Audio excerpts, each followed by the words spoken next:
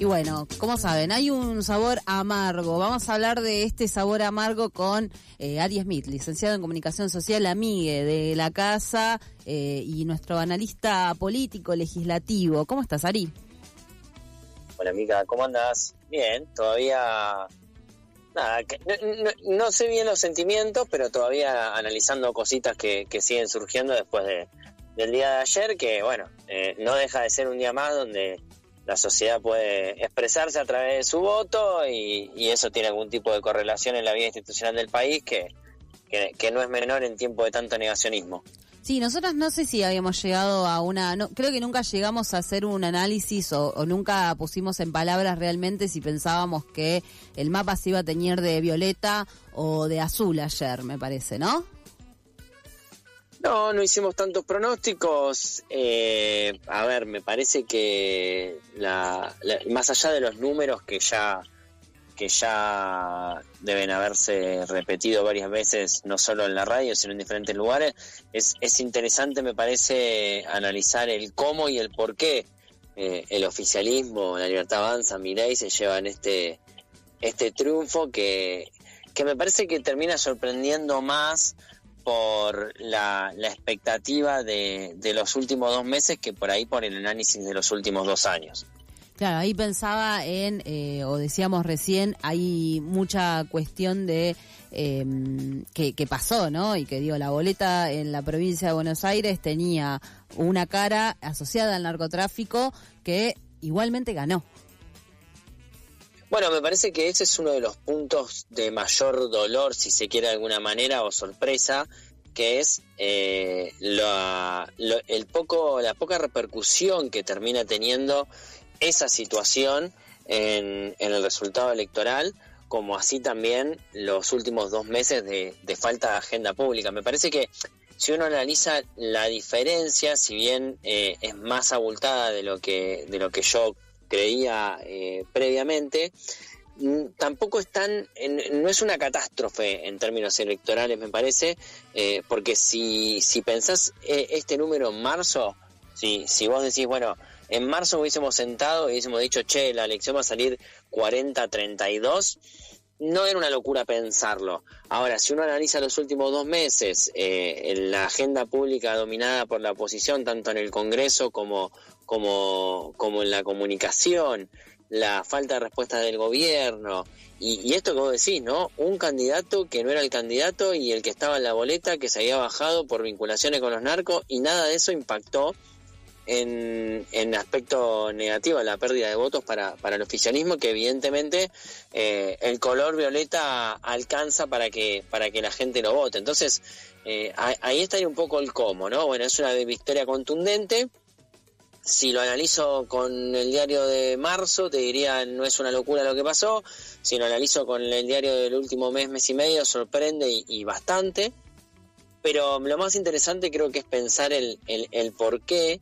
Y volvemos a lo mismo, ¿no? Me parece que siguen pasando las elecciones y no logramos desde diferentes puntos de vista, tanto quizás análisis de los medios de comunicación, por ahí militancia, por ahí dirigentes políticos, entender que quizás la óptica con la que uno está analizando el momento del país no es la misma que con la cual lo analiza la mayoría del electorado, ¿no?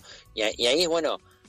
Uno puede analizar económicamente y ustedes, por ejemplo, tienen los referentes al respecto y demás, y decir que la gestión económica es un desastre, piende todo un hilo, se va a ir todo al carajo. Pero evidentemente no el electorado no lo está viendo así, no lo está sintiendo así. Hay algo ahí que es importante seguir indagando y no le estamos pudiendo dar en la tecla. El antiperonismo es tan fuerte que incluso supera la variable económica, pero ahí enseguida me surge la elección de 2019 y te diría que no. Que la variable económica es importante. Bueno, dicen, hay varios análisis que estuvieron escuchando. No sé ayer qué cobertura seguiste. Hice un poquito de todo, entre algún streaming, entre alguna tele y mucho Twitter. pero lo que me pareció a mí fue que rápidamente había poco por decir. Como que me parece más interesante, bueno, una vez que bajamos un poco de la sorpresa y cierta indignación que uno le pueda agarrar, empezar a pensar estas cosas que te estaba planteando, ¿no? No sé vos qué estuviste escuchando y qué mirada tenés. No, ahí me parece que en parte, lo decía hace un ratito, faltan algunas propuestas. Las caras del peronismo siguen siendo un poco las mismas y la ruptura que tiene el peronismo sigue estando muy presente, entonces tampoco permite que el que no está convencido diga, bueno, voy a votar el peronismo porque la propuesta que me está trayendo es interesante. Y por otro lado, creo que económicamente hablando, la inflación, por más que esté dibujada, la sensación es que baja. Entonces, quien apostó a esto también sigue apostando a esto. Y por otro lado, que me parece que es la lectura que pocos hicieron, me parece, es que, no nos olvidemos que la Libertad Avanza no está sola. La Libertad Avanza cooptó a todo el PRO. Y bueno, las provincias que ganaron, no nos sorprende, a mí no me sorprende que Córdoba haya ganado la Libertad Avanza y por la cantidad que ganó, ¿no? En la Libertad Avanza. Córdoba siempre votó al PRO. Coincido en eso. La elección de Bullrich vuelve a ser una elección que termina más cerca del viejo 50% del PRO y de Juntos por el Cambio que quizás algunas elecciones de hace poco tiempo.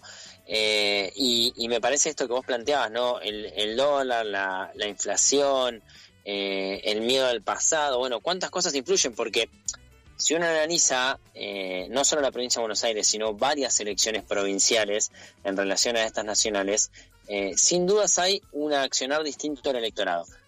Aumenta la participación, una participación que es la más baja de las intermedias, pero que está por encima del promedio que venían dándose en las elecciones desdobladas de este año, y una elección nacional que claramente se analiza en la variable nacional. O sea, Milei sí, Milei no. Libertad Avanza sí, Libertad Avanza no.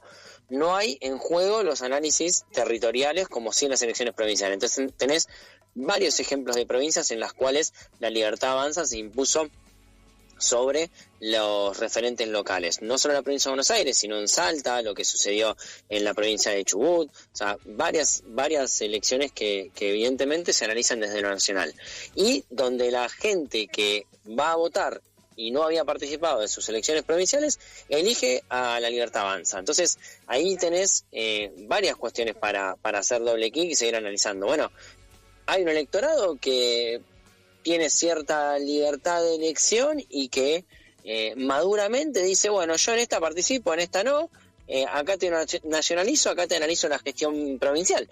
Entonces, bueno, me parece que es interesante eso. Y después está la pregunta sobre la boleta única de papel, ¿no? Como para decir, bueno, ¿tuvo peso o no tuvo peso? En principio diría, tuvo peso en algunos lugares donde aumentó mucho el voto en blanco en la segunda categoría, que había que votar, ¿no? Eso es como algo que hay que seguir corrigiendo, porque hubo algunas provincias, como por ejemplo la provincia de Entre Ríos, en las cuales entre una categoría y otra la diferencia fue muy grande, pero no se puede determinar que votar o no con la boleta única de papel haya sumado o restado puntos para alguna u otra propuesta. Sí me parece que es una sistema de votación que funcionó correctamente. No creo que la vieja forma de votar sea, como se trató de instalar muchas veces, un argumento para el fraude. Me parece que es algo que está descartado en nuestro país. Y sí me pareció mucho más aburrido votar, sinceramente. No había colores, no había fiscales, pero bueno, eso es anecdótico. Sí, pienso en cómo funcionó, para mí funcionó y es real. Karina saliendo a decir que les funcionó, es un poco duro, ¿no? También pensar que el gran logro del gobierno es que les haya funcionado el sistema de votación, pero es real que fue práctico, para mí se ahorró mucho papel, me parece muy importante eso. Y bueno, digo, el gran problema es que no sabés después a quién más estás votando. Pero bueno, estaba viendo los datos que decías de Entre Ríos. En blanco 3,36 para senadores y casi 9 puntos en blanco para... Por ejemplo, claro. Para diputados, que eran los que estaban por debajo. Entonces, claramente hay una cuestión que sí, había mucha gente que el mismo domingo, el mismo sábado, no sabía todavía cómo se iba a votar, no sabían que había boleta única de papel, o sea, faltaron muchas comunicaciones que seguramente también llevan a esta baja participación que se tuvo. Bueno, ayer también había muchos análisis diciendo, por ejemplo, que como estuvo desdoblada la votación, bueno, al no querer que gane el peronismo de nuevo, salieron a votar quienes no habían ido a votar en otras instancias, y que también se agotaron todas las balas en aquella elección en septiembre. Bueno, si al peronismo se le agotan las balas en un mes y medio, estamos en un problema. Bueno, ahí tenés varias cuestiones. Primero, lo que te decía antes, no pasó solamente en la provincia de Buenos Aires. La elección en la ciudad de Buenos Aires tuvo el mismo partido ganador, pero los votos el caudal de votos de la Libertad Avanza fue muchísimo más. En otras provincias sucedió lo mismo, y particularmente en la provincia de Buenos Aires. Sí, es cierto que al peronismo le viene costando mucho sostener la cantidad de votos y los porcentajes y las diferencias que saca entre las PASO y las generales. Sucedió incluso con el triunfo de Alberto Fernández en 2019, sucedió lo mismo, y que estas elecciones provinciales pueden haber actuado como PASO, es cierto, pero también es cierto que la decisión del electorado de ir a votar puede estar motivada porque no gana el peronismo, o puede estar motivada porque me interesa votar diputados y senadores nacionales, y la verdad que no me resulta atractivo ir a votar consejeros electorales que quizás no sabemos qué hacen, ¿no? Me parece que ahí hay mucho por decir. Y al mismo tiempo, bueno, habrá que ver en este huevo o la gallina que claramente lo veníamos avisando, que la interna del peronismo se iba a jugar entre septiembre y octubre con los resultados electorales, que es: los intendentes y referentes locales no militaron porque no les interesaba que la lista de Fuerza Patria ganara, o la lista de Fuerza Patria no era atractiva para que el votante local se vea representado en esos diputados y senadores elegidos por una línea mucho más cristinista que la de septiembre, que fue más de los intendentes y de ese Kicillof. Me parece que ahí hay muchas preguntas por hacerse. Ayer se empezaron las primeras discusiones por redes, y es uno de los puntos que viene para adelante.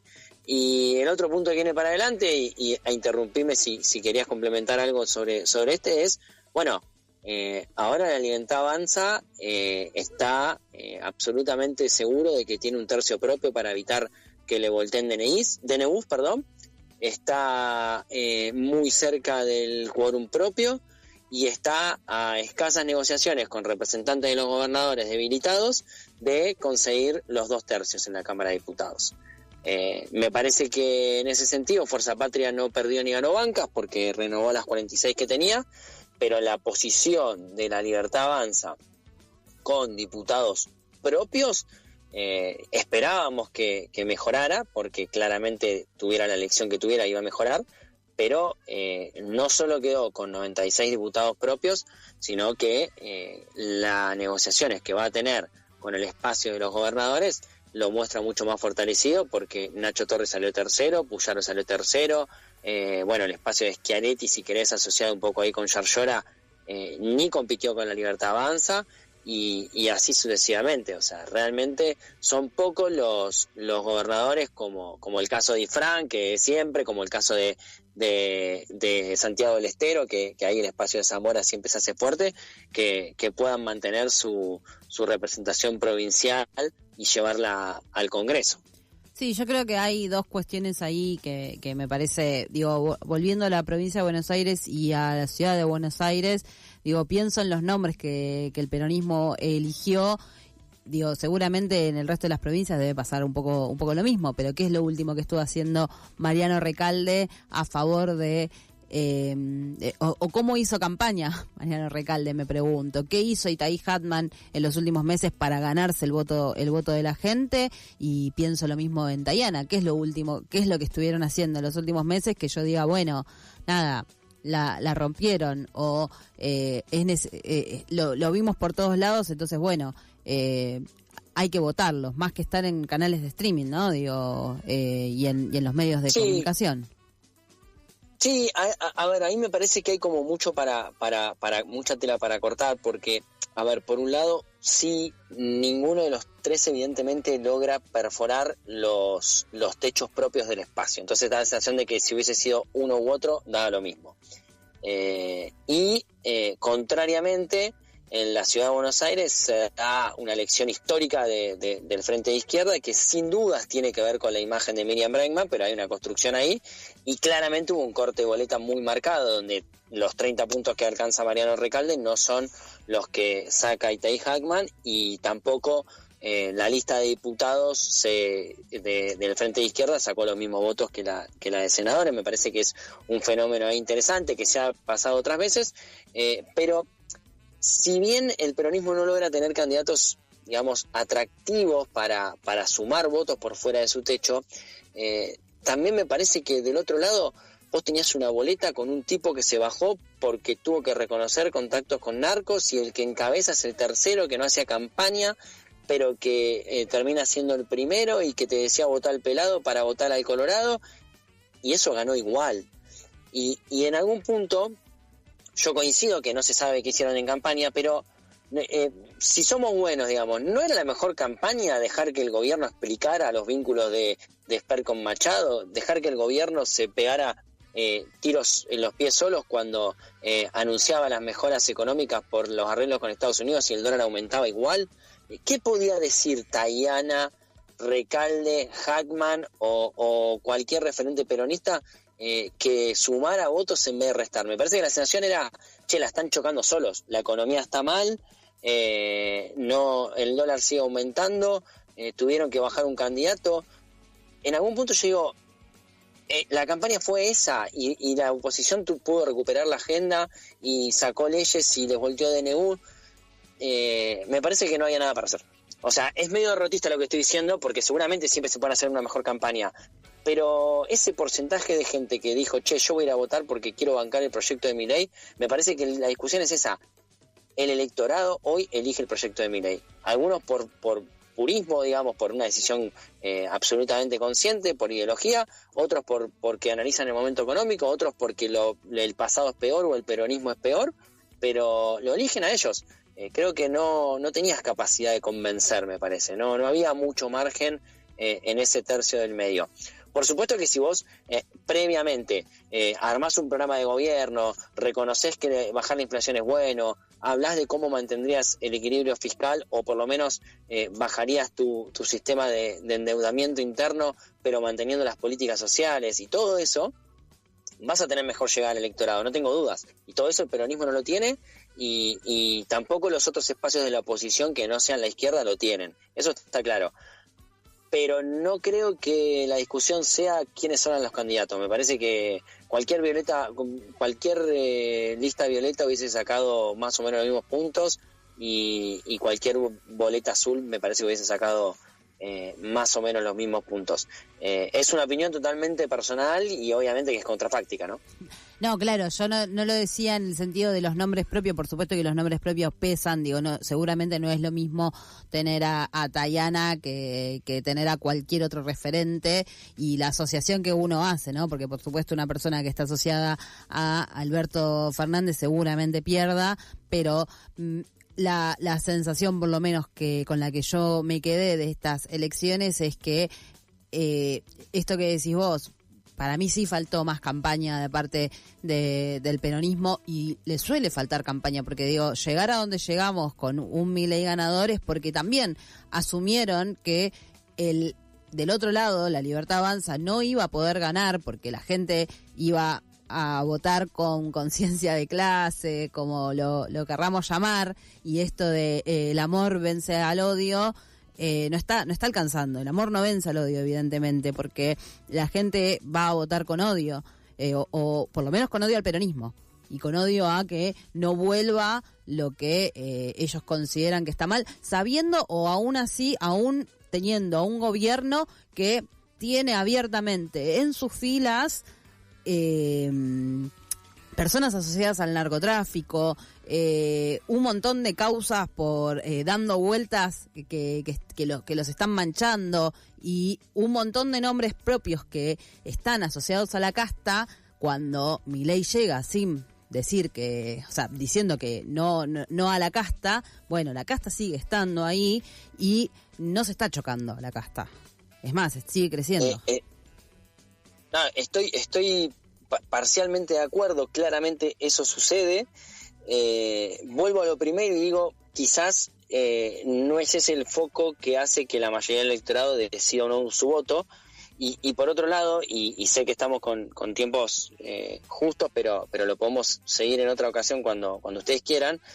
La pregunta que hago respecto al tema del peronismo y su campaña y sus referentes, digo, le termina yendo peor a Itay Hackman, que vendría a ser una renovación y que viene absolutamente de otro lugar, no del peronismo tradicional de la ciudad de Buenos Aires, que a Recalde y a Tayana. Y ahí entonces digo, y entonces, porque es joven, porque viene del espacio de Grabois, porque es la primera vez que encabeza una lista, porque intentó hacer spot que digan algo, lo intentó, a mí no me gustaban, pero no importa. Y creo que sacó, la verdad que ahora se me fueron los números finos, pero creo que sacó 5 puntos menos que Mariano Recalde, que es exactamente la misma cara que se presenta todas las elecciones de senadores de los últimos años del peronismo porteño. Entonces ahí digo, como que pedimos renovación, pero en realidad en los resultados electorales la renovación le terminó siendo peor en algún punto. Es injusto también, no estoy cayendo en el nombre propio de Itaí, ni mucho menos, ni en el espacio de Grabois, pero digo, está difícil porque para mí gran parte de ese 40% está realmente convencido que el camino es Violeta. Entonces ahí, hasta que ciertas variables lamentablemente no impacten negativamente, como sucedió con la segunda parte del gobierno de Mauricio Macri, eso no creo que cambie. Y a mí por momentos me da la sensación de que esto se parece mucho más al menemismo, que necesitó 8 años para que la gente le quite el voto, que al macrismo. Ojalá me equivoque, pero me parece que hay mucho convencimiento del otro lado de que el camino es lamentablemente Violeta. Ojalá nos equivoquemos y no decante de esa forma. Ari, muchísimas gracias. Un abrazo grande. Ari Smith, licenciado en Comunicación Social, amigo de la casa. Hicimos un repaso por los resultados de las elecciones que nos dejó ayer este hermoso país. Sigue Algo con R.